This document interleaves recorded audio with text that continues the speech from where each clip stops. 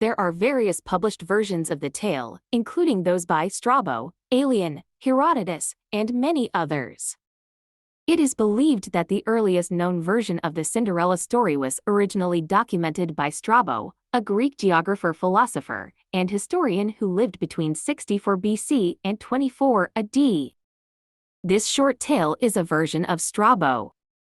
When she was having a bath, an eagle stole one of her sandals from her maid and carried it to Memphis.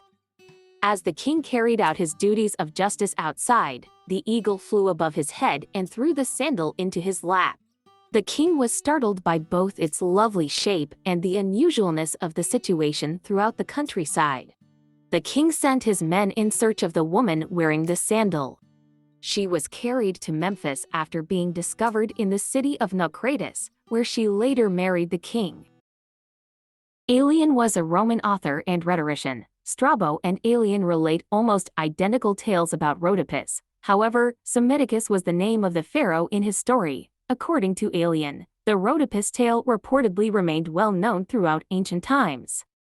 This short tale is a version of Aelian. Rhodopis was a stunning courtesan. While she was washing and her maids were checking her clothing, an eagle swooped down, grabbed up one of her shoes, flew to Memphis, where Psammetichus was sitting in judgment, and let the shoe fall into his lap.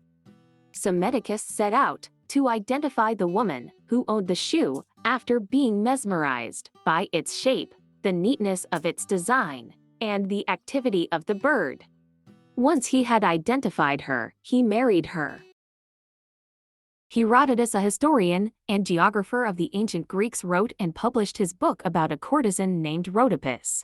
This short tale is a version of Herodotus. Dorica, also known as Rhodopis, whose name means rosy cheeks, was an ancient Greek courtesan who lived in the 6th century BC and was born in Thrace. She was formerly owned as a slave by a man named Iadon from the Greek island of Samos. When Rhodopis first arrived in Egypt, she was employed as a sex slave. She gained her release from slavery by paying for her freedom when a man from Mytilene, Charaxus, fell in love with Rhodopis and showered her with gifts. Rhodopis, who was now a free woman and continued to work as a courtesan in Egypt, acquired enormous wealth due to her seductive charm. Charaxus wasn't the only person who bestowed fortune upon Rhodopis. She also managed to garner enough recognition and riches to be credited with the building of the third pyramid at Giza. In Egyptian history, there was no queen having her name. The issue of whether or not Rhodopis actually lived has been debated. The tale has been passed down through generations until its original beginnings have been forgotten. Historians have searched for explanations and looked at historical references. Unfortunately, nobody has been able to offer a reasonable theory for the origin of this story, or whether it was true or not.